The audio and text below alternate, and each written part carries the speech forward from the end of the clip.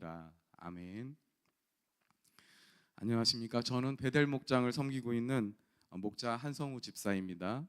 25년도에 아가사를 지나서 창세기 10장으로 다시 받게 되었습니다.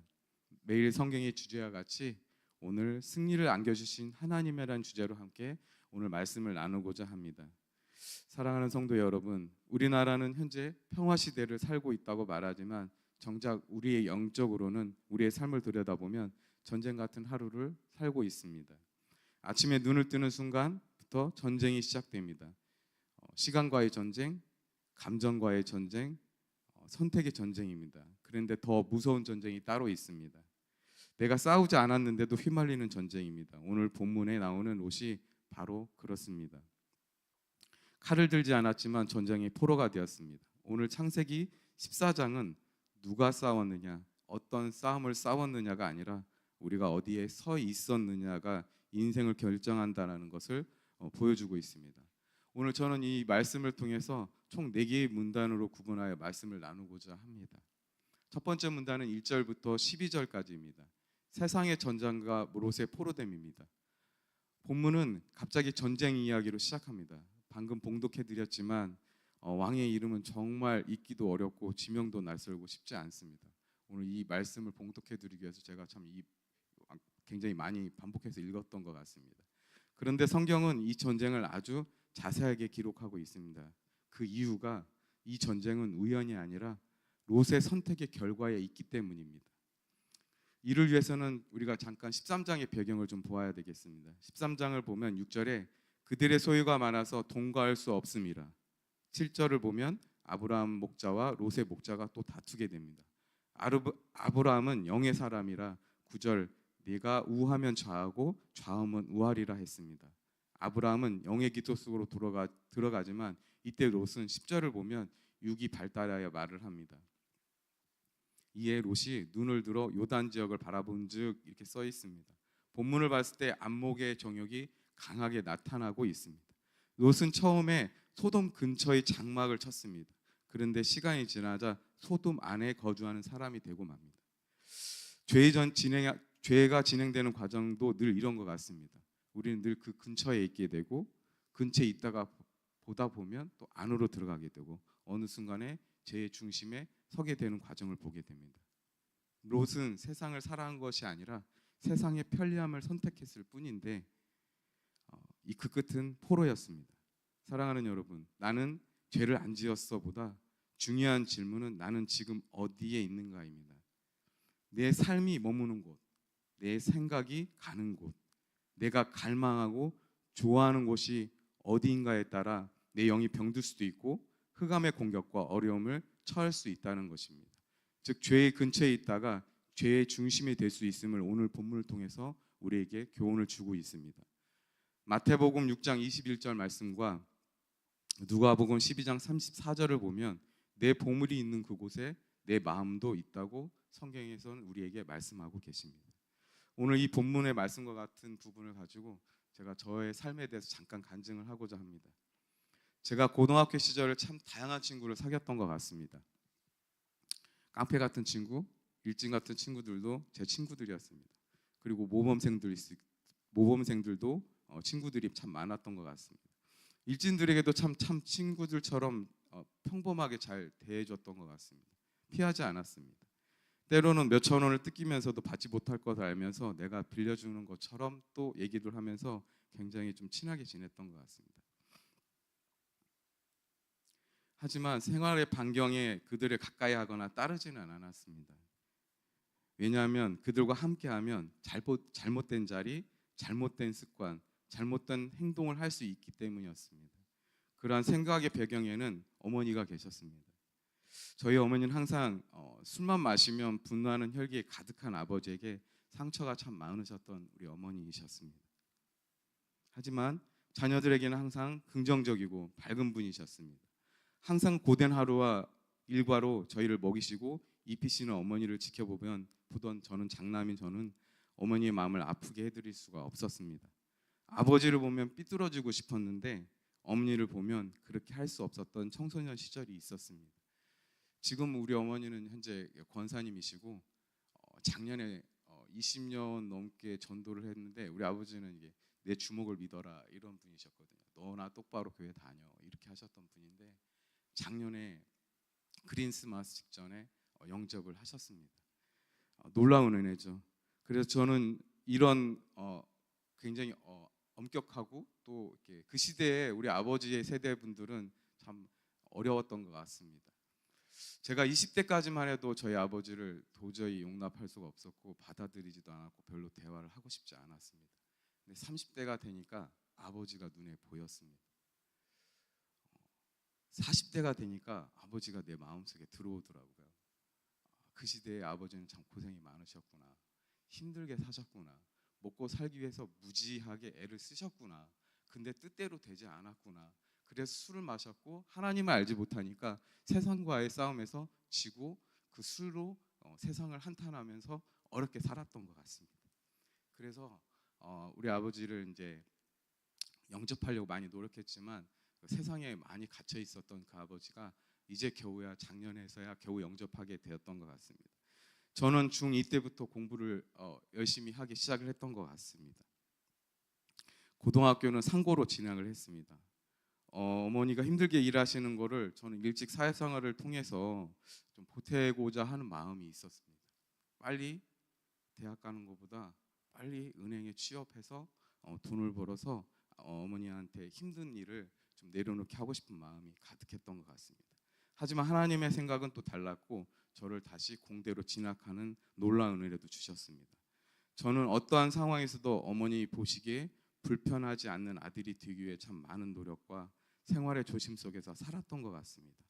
어머니 눈에 눈물이 고이게 하는 자식이 절대 되지 않을 거라고, 아버지와 같은 사람이 나는 절대 되지 않을 거라는 깊은 약속이 내 마음 가운데 있었던 것 같습니다. 그래서 험한 친구들에게 적당한 거리를 두고 대하게 되었고, 또 이런 것들이 다른 힘 있는 친구들이 괴롭히는 상황이 될 때 보호하는 또 보호의 또 장막이 되기도 했습니다. 지금 생각해 보면 육으로 가까이지 않는 것이 더 크게 물들지 않는 현명한 판단이었던 것 같습니다. 나는 지금 어디에 있는가에 따라 물들 수도 있고 물들지 않을 수도 있는 상황에서 하나님은 학창 시절에 어디에서 어떻게 서 있어야 될지를 가르쳐 주시고 저를 인도해 주셨습니다.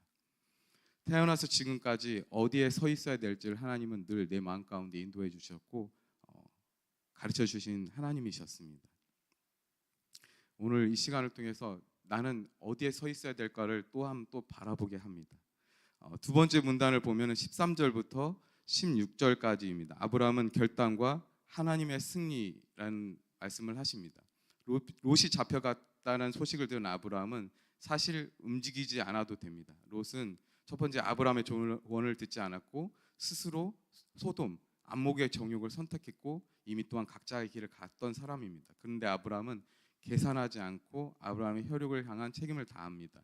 아브라함은 가병을 이끌고 쳐들어갑니다. 하지만 318명, 이 숫자는 많은 숫자가 아닙니다. 오히려 조금 무모하다는 생각이 들었습니다.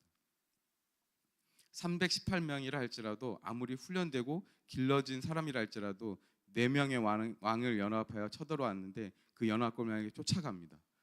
정말 너무나도 무모하다고 생각되지 않습니까? 그런데 성경성의 결과는 여호와께서 아브라함을 도우셨다라고 볼 수밖에 없습니다.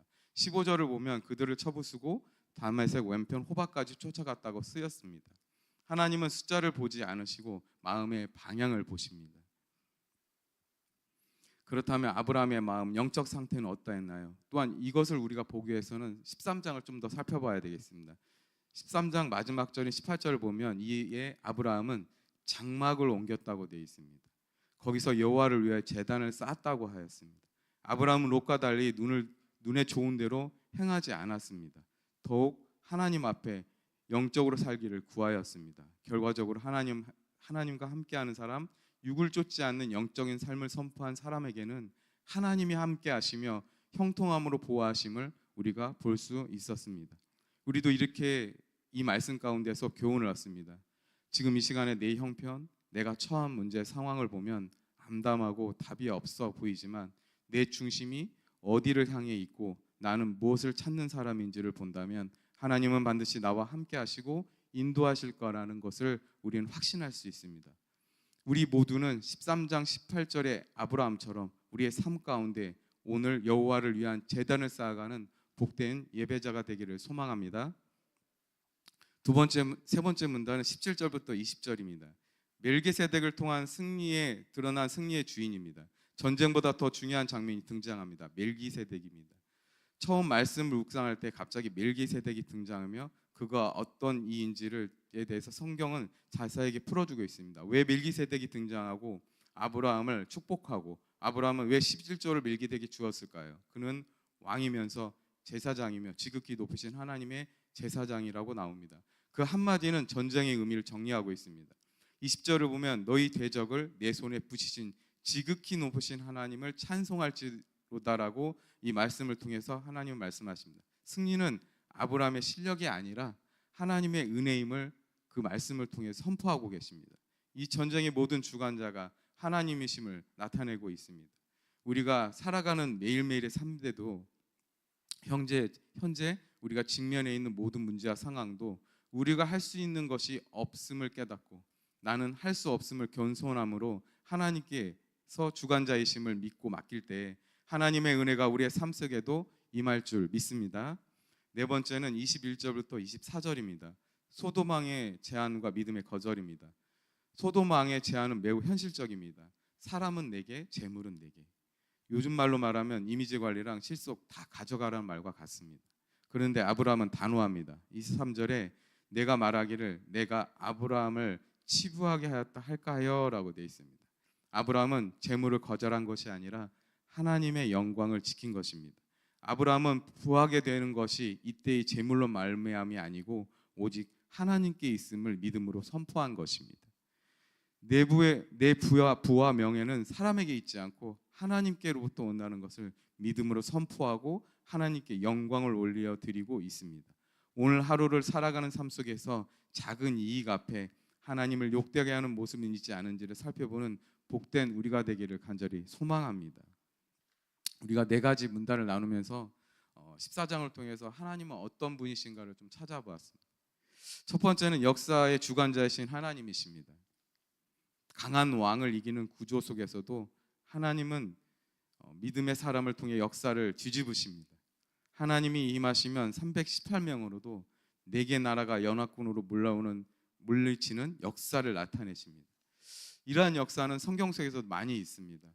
이 땅의 험한 삶 속에서도 연약한 믿음의 사람 한 사람인 저와 우리 모두는 하나님께서 역사하심이 크고 붙들어 세우시는 오늘 하루를 살아갈 줄을 믿습니다. 두 번째는 헌신을 외면하지 않는 하나님이십니다. 아브라함처럼 이웃, 내 가족을 위해 위험한 것 상황에서도 어떤 결단을 할 때 하나님의 손이 반드시 함께 하심을 보게 하십니다. 세 번째는 지극히 높으신 하나님이십니다. 전쟁 위에 계시고 우리의 삶의 결과 위에 계시는 하나님을 저는 이 14장을 통해서 보게 했습니다. 마지막 네 번째는 자신의 영광을 소중히 여기는 사람을 쓰시는 하나님이십니다. 영광을 자기 이름으로 돌리지 않는 아브라함에게 15장 1절을 보면 바로 그 결과를 알 수가 있습니다. 아브라함아 두려워하지 말라. 나는 내 방패요 너의 지극히 큰 상급이니라. 하나님은 자기 이름을 지키는 사람에게 언약을 세우시고 큰 사명을 맡기시는 하나님이십니다. 결론입니다. 사랑하는 성도 여러분, 창세기 14장은 우리에게 이렇게 말씀하고 계십니다. 우리 일상의 삶 속에서 전쟁은 피할 수가 없습니다. 어떤 형태로든 경제로든 사람으로든 감정으로든 문제와 사건을 통해서든 우리에게 매일같이 수많은 전쟁은 우리가 피할 수가 없습니다. 하지만 우리는 선택은 바꿀 수가 있습니다. 오늘 나는 어느 자리에 있을 것인가, 어떤 선택을 할 것인가입니다. 승리는 하나님께 있으며 영광은 하나님께 돌려야 될 줄을 믿습니다. 오늘 우리 삶 속에서도 지극히 높으신 하나님을 바라보는 선택으로 승리보다 하나님의 이름을 남기는 오늘 복된 하루가 되기를 간절히 소망합니다. 마무리 기도하겠습니다. 지극히 높으신 하나님, 우리의 삶을 들여다보니 이긴 싸움보다 잘못된 선자리가 더 많았음을 이 시간 고백하게 합니다. 롯의 길처럼 편리한 선택이 아니라 아브라함의 길처럼 하나님의 이름을 지키는 선택을 하게 하여 주시옵소서. 승리했을 때 고민하지 않게 하시고 손에 쥘 수 있을 때 내려놓을 줄 알게 하시며 우리 인생의 설명서에 사람의 이름이 아니라 하나님의 이름이 기록되게 하여 주시옵소서. 오늘도 전쟁 같은 삶 속에서 우리의 방패가 되시고 우리의 상급이 되시는 지극히 높으신 하나님만 바라보게 하여 주시옵소서. 거룩하신 예수님 이름으로 기도드렸습니다. 아멘. 제가 헌금을 해서 마무리 기도하고 합심해서 기도하도록 하겠습니다. 지극히 높으신 하나님 아버지, 오늘 이 새벽에도 우리의 삶을 붙들어 주시고 아브라함의 손에서 승리를 붙이셨던 하나님께서 오늘 우리의 삶도 승리의 삶으로 인도해 주시옵소서. 예물을 올려드립니다. 우리가 잘해서 얻은 결과가 아닌 주님께서 허락하신 은혜임을 고백합니다. 주님, 우리의 마음을 받아주시고 오늘 하루의 삶의 선택과 서 있어야 할 자리가 롯의 자리가 아닌 아브라함과 같은 주님을 높이는 선택할 수 있는 자리가 되게 하여 주시옵소서. 모든 영광을 주님께 올려드리며 거룩하신 예수님의 이름으로 기도드렸습니다. 우리 주여 한번 외치고 이 시간 합심해서 기도하겠습니다.